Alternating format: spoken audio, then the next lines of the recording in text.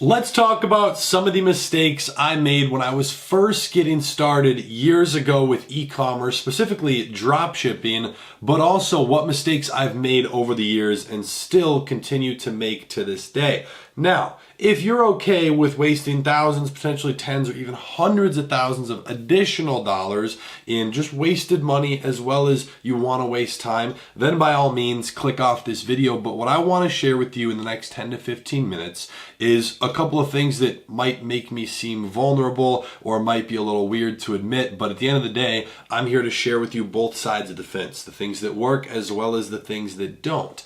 So I recently got a very, very good question. It kind of inspired this video on Instagram. Someone asked, and I get all sorts of questions, probably 30 to 50 a day. But this one was a little bit different. Someone's like, hey, what mistakes have you made or are making that you are aware of that would help me save not only money, but time? I want to get things going as quick as possible and just avoid making mistakes. And I'm paraphrasing, of course, but essentially they asked me the mistake route. Instead of asking what they should do, they tried to ask about what they should avoid. And I said, I'm going to make a YouTube video on this to them. So if you're watching, shout out to you for asking the question. But this is super crucial because at least when I was starting, there wasn't that many good sources of information. There was a couple of YouTube channels that would show you how to set up a Shopify store, but there was basically no ad content. And any of the courses that I bought, the ad content was just, it didn't work, and I tried it, and I understand that some courses and whatnot don't work, but it was never fully in depth. It seemed like the people didn't really know what they were talking about. It gave me a good sense of how to use Facebook's platform, but I had to spend a lot of time and money testing. So what we're going to talk about in here are some of the mistakes, and I still make mistakes to this day. I made a mistake last week that costed me a lot of money. So we're going to kind of run through every possible situation, and hopefully you don't laugh at me, but hopefully you learn something from this video. So with that being said, if you have any questions throughout, feel free to drop it in the comment section. Make sure to drop a like, and let's get started. So the first point that we're going to touch on is kind of what I just mentioned with the source of information.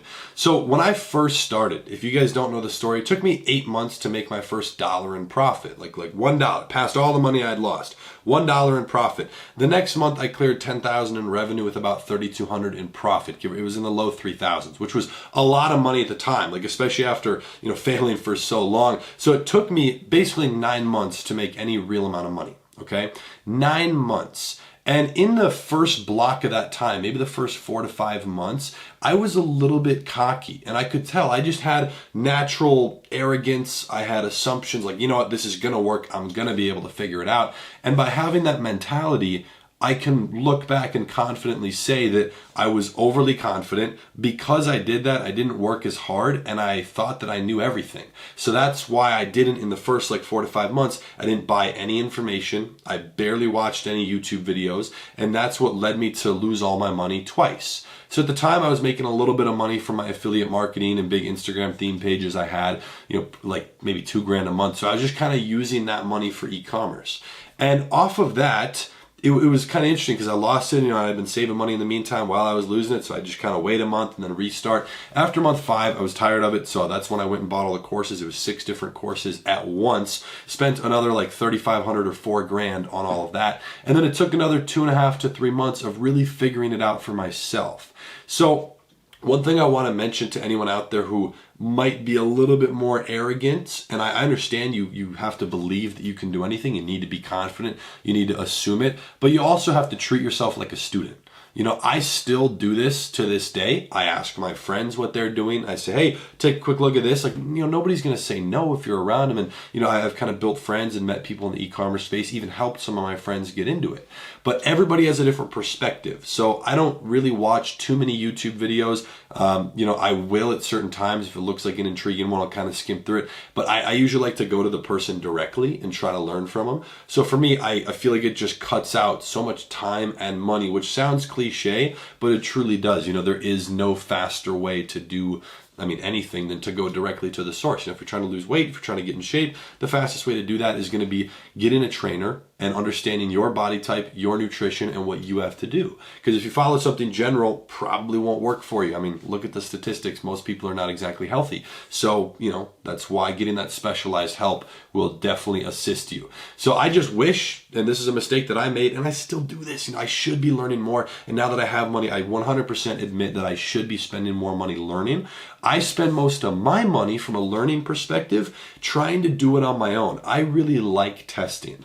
And I mentioned something on Instagram. I'll throw up my Instagram story post that I just made, or like a picture of something I posted on the eCom season Instagram page, which, by the way, follow that. There's going to be some more stuff coming on there, and I'll link the YouTube channel for it below as well. But for me, I took the last almost 8 months away from social media, and about 7 months ago, I ended any sort of coaching I was doing. I wasn't helping anyone with anything. I really slowed down with answering questions. 5 months ago, I completely closed down all the courses, any sort of training that I had for sale. I basically stopped posting on YouTube. I had, maybe like 2 videos a month going up, and I did that. I had to pull back from social media and pull back from everything just because I was annoyed with being in this box. And I'm going to talk more about this in a different video or on the eCom season Instagram. But I was in this box where I was making good money with e-commerce. I was making good money with my other business. But I knew that e-commerce was always way more scalable. And I make more money with e-commerce. And I knew that I could just elevate that so much faster and so much easier than the other business. Now, e-commerce to me has always been interesting. It's been entertaining. But for me, the teaching side of things is fun. I love seeing someone's reaction when they start hitting $1,000 a day, because I remember when that was a crazy amount of money. So that's more fun, but at the end of the day, I have to get paid. I got to build my business, and I got to be able to invest in the things I want to invest in. So I took those last 8 months. As you guys will see in the post, I don't really like to talk too many numbers, but I successfully scaled consistently well into the 7 figures a month. And that's something that I've been trying to do for a long time. There's been periods where I hit something cool or a good number, but it was never too consistent. So I did that. I properly set up the structure. And that was my goal of pulling back with everything, was to, I don't really talk certain numbers, but the goal was to do something. I did it. It took longer than expected. So I achieved that, and now I'm slowly going to integrate back. I hired a couple of people. It was 4 people right now. And those are the people that are helping me slowly automate. So people who are doing all the numbers, a full-time accountant who's been killing it, having people who can be a manager, who can manage the other employees, manage the VAs, manage dealing with the suppliers. So trying to slowly make sure that I can go back and operate in this space, but I don't want to put too much time into it too quick. So I hope that makes sense. So for me, over these last 6 to 8 months, I know this is a long loop to get back to the point, I've spent millions of dollars of my own money testing. So launching everything, and I'll give you a super quick example. If I want to test a certain type of CBO, let's say 5 ad sets, each for the same interest, only one interest or one LLA, one any sort of audience, I'll test it with $100 a day CBO, 200, 300, 400, 500, 600, 700, 1,000, 2,000, 2,500, 3,000, 10,000. I will do every possible combination of that for every audience. So you can see it's very quick to spend a whole lot of money doing that, because I want to see how each one optimizes and do it on every type of audience. That way, in my data sheet, I can catalog which one worked how many times. I can build a statistical edge on Facebook so that I know what works and what doesn't. So that's what I've been doing, and to me, that's very interesting. I want to see what works and why, especially when Facebook's algorithm changes. It constantly evolves. So it's always good to kind of know your numbers, what works, what doesn't. And, it's almost like trading. If you have a statistical edge on top of skill, well, that works great, So that's what's been huge for me. And I definitely wish that I wasn't as stubborn. I'm a stubborn person. I wish I wasn't as stubborn in the beginning. So that's point 1. Don't be stubborn. Now, number 2, a very quick one here, unlike the first point, which I think was super, super valuable. But number 2, I was married to my product. And I've mentioned this before, but if you have, let's just use an example. This was me. I had $5,000. Okay, that's how I started. I had saved $5,000 when I was 15 years old. Pretty good, And I took that money, and I was so deep into the hole with spending almost all of it on one product that I didn't want to stop the product, because, well, then I'd officially be confirming my loss of $4,000. So what did I do? I continued spending my last $1,000. Nowadays, sometimes it only takes me a couple $100 to get a new product going. So in reality, I should have been testing 5 to 10 different products minimum with that budget. Granted, I didn't know that then. Nobody told me that. There wasn't any way for me to figure it out except, falling on my ass a few times. But don't be married to your product if it's not working. I'm going to use a stock example again. I'm not a stock trader or anything, but stocks, if your stock is going down and it's going against what you wanted to do, it is outside of your goal, your parameters, and the comfort zone, the trade. You set like a stop and a loss. If it's going the wrong way and you're holding on to it, just hoping for it to go back up, probably is not going to. Cut your losses, be done, and get out. Same thing with the product. You need to be able to move on and just not be married to one. It's like a girlfriend that you broke up with and you keep going back to her. It's a bad relationship. That product is abusing you. Get out of it, right? You can always go test something else. The product's not going to get mad at you. Now, number 3, this is something that I've been working on for about a year and a quarter, year and a half on one of my brands that I've been building. It's kind of my main e-commerce store that I've been running. And I've been trying to slowly apply this into everything, and it takes a lot of time and effort to do, but I think it's super valuable in the long term. And that's the third point, which is customer service, making sure you nail it down. And I don't mean just replying to your customers' emails. I'm talking like the full loop. And let me give you an example of what that looks like. Replying to emails quickly. If you want or if you can, put a live chat on your stores. I'm working on getting a whole phone support team set up, which will be super strategic because there'll be a number on the header for every single e-commerce store. People can call in to not only ask questions about their order, but before they buy, to ask questions about the product. So that's going to take a lot of work to set up, but those people on the phone can help sell them and make a couple dollars in exchange. So it's kind of like a super cool, most brands will have a phone support. So doing that, making sure you're answering all comments on Facebook, on Instagram, replying to direct messages on those platforms as well. If you can post your story posts on Instagram stories, that's a super personal thing. I never see e-commerce brands really doing that, but if you can actually get cool stuff to post on your story, I think that's definitely more of like a brand feel. And just really working on making sure your customers are the priority. Communication is quick, shipping is quick, and I love to do custom packaging. So think about it. Like, you go and buy an iPhone, right? You got your phone. Have you ever seen the box that it comes in? It's like whoosh, it's like super fancy to open it up. Well, that's an experience. It's an experience for the customer. And that goes all the way around. This is not just customer service. This is brandability. You got to brand yourself, and you slowly do it. It's not like day one you're going to have custom packaging. But once there's money coming in, you've talked to a bunch of suppliers, you've figured out who you can get custom packaging from, what the best prices are, what you want for the packaging, the sizing, the design, all these different things, which really isn't all that hard to do.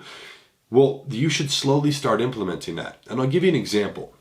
When I was first starting, I wasn't really too focused on the customer service. I was doing the emails myself. Now, thankfully, I have a team of email support people who kill it. They do all this stuff on the Instagram and the Facebook as well, which is really helpful because then let's say someone comments a problem with their order, they'll direct message them back from the company's Instagram account, ask them for their order number, not even telling them to email support. They DM the order number, then they go check, cross-reference, and give them an update all through Instagram, not just having to be on the email. So it really makes it super quick and easy for the customer.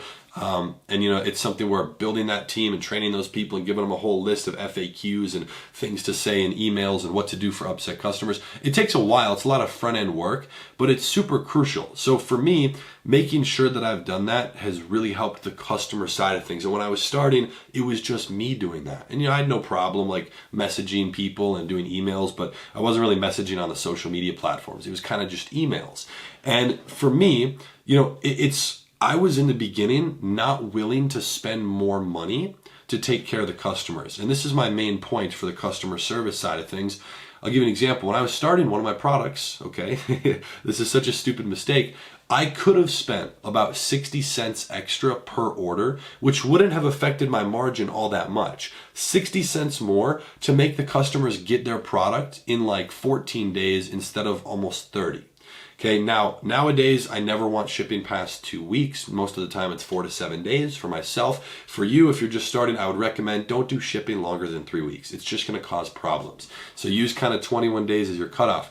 But I should have been paying the extra 60 cents for shipping that'll get there in 2 weeks instead of in almost 4 weeks. So that for me is something where over time you realize you can upsell another shipping option and then charge $2 for it, and it only costs you 60 cents extra. Or if you want, you can just include it, raise your product price by 60 cents or $1. It's really not going to change much, but doing everything you can to put your customers first. And I know it's hard, it was for me at least, to spend money on something where you don't see a direct return, like a full-time customer support team. Not one dude replying to emails for 30 minutes a day. I'm talking about a team of people. And again, I have a lot of e-commerce stores and there's a lot of orders coming into a couple of them. So it's a little bit, it takes more to manage, but spending money on that, I pay these guys out every 2 weeks, but it completely automates my time. So doing that, I can't really track a direct return. In fact, I can only track a loss because of what they're refunding, So that's where it's just, you got to be able to invest once you have the money coming in. It's the same thing with learning, treat yourself as a student, try to learn more every single day. But nailing down the brand side of things, you can start with customer service. That is a great way to get started with kind of setting yourself up for the long term, making sure your customers are happy. And the reason you want to do that, not just to take care of the customer, but it also sets you up for the long term in terms of payment processing. Nowadays with Facebook's new feedback score rule, you could easily lose an ad account. You could get shut down by your payment processor, whether they're Stripe, Shopify Payments, or a real bank or a processor or whatever. You can have problems. If customers are complaining, nowadays they're very familiar with e-commerce. If your orders take too long, your service is crap, you're gonna have a problem. I guarantee it. I guarantee it. And it will cost you more money to fix that problem than it would have to avoid it in the first place. So always try to avoid that problem before it actually comes up. It's just good business. It's what you should do. And that's what I've been focusing on. Trying to, again, hire those handful of people. And the 4 people are not the support. Those are actual employees on payroll. But I have a whole support team. They are from a different country. And as long as they speak good English, it's fine. So get that set up. You can use basic freelancer sites. I prefer Upwork, but there's Fiverr, there's freelancer.com, there's Upwork. So you can go ahead and look at some of those. And yeah, those are 3 things. Those are just mistakes that I make all the time. I've made those mistakes throughout, and I still make mistakes to this very day. Now, I know I mentioned in the beginning that I'm definitely a stubborn person, and I am. I'm a persistent, I'm a stubborn person. I always want to make sure that I can do something, and if I think it's wrong, I'm not going to do it, but I need to be able to keep my eyes open. That's something I have to work on. But from a perspective of being stubborn, I've gotten complacent in multiple situations. And not to go too deep into this, but a lot of the people that I've been around before, a lot of the people in the e-commerce industry that I know firsthand as well, who do teach e-commerce, really only make a couple $1,000s a day max in revenue from their e-commerce stores. I didn't see a lot of people, there's definitely some, but I didn't see a lot of people really pushing big numbers with e-commerce. So when I was doing, $5,000 to $10,000 a day consistently, I saw myself as making a whole lot more than them with e-commerce, which I was, but that led me to stop there. And that's the problem. That's why I was kind of annoyed with this box I was in. And then I'm doing 10,000 a day, 10 to 15,000 a day pretty consistently. And it's like, I'm so far ahead of them with that. And it just causes you to be complacent, and then you're not really growing. So that's kind of the box that I was tired of being in. And so I just kind of put all my attention into scaling it, because once you have it going, it's really not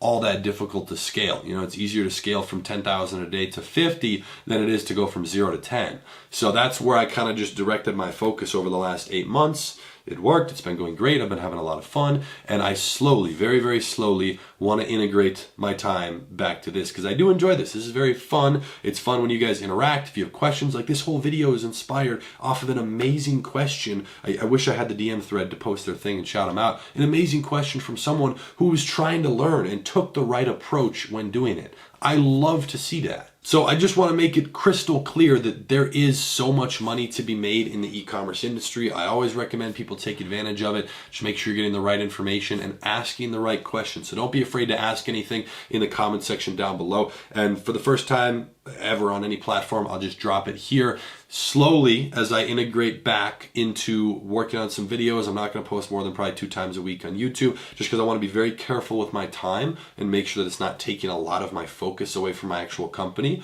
But one thing I'm going to do, I want to start teaching just Facebook ads very specifically from like a beginner to intermediate level. Okay, and that basically means $0 a day to doing like $50,000 to $100,000 a day in sales just through Facebook. So I'm going to be really diving in depth on that on the YouTube channel. I am probably going to release, a month or two, some sort of training on just Facebook ads and anything that surrounds that, not stuff like building an e-commerce store. But that's where I have my most fun, and that's where I want to operate. So for me, I've automated basically everything else through my e-commerce businesses, where I have people who build stores. They do the customer support. They do logo design. They create the creatives. I have content people that do that. I just love to run the ads, and that's where I spend all my time every day. So that's the value that I want to push out here. So keep your eyes open for that. Feel free to subscribe to the channel. I'll talk more about it as it becomes a reality. But this has been a very fun 8 or 9 months of testing, launching a lot of stuff, scaling a lot of stuff, and just kind of seeing the industry as a whole, doing all that. As all this pandemic stuff happened, at the same time, it's been truly interesting just to watch the market, watch the buyer habits, and also at the same time, which is perfect, watching e-commerce sales skyrocket. It's definitely, it was an interesting thing when it all started. Everybody was like, what's going to happen to e-commerce? Are people going to go out of business? Are e-commerce stores going to go out of business? It's definitely an interesting thought, because if people don't have a job, how can you buy products? But in fact, e-commerce sales have yet again skyrocketed. So it's only even more of a better time to get started. So feel free to utilize any of the resources on this channel. I think I have over 700 or 750 videos, most of them talking about e-commerce. Feel free to check out a couple of the next ones. And in the next video, I'm probably going to be talking about scaling, just kind of what I did specifically to focus on scaling these e-commerce businesses. So if there's anything you want to see mentioned in more of a scaling video and what I did over those 8 months, feel free to drop it in the comment section down below, because nowadays I'm just making videos on what I enjoy making or what I feel inspired to create, because bringing it back to my big roots, like way back in the day, you guys will know this because I used to mention it on the channel. The reason I started YouTube specifically was to make videos. This is the only reason I wanted to make videos that were not available when I started.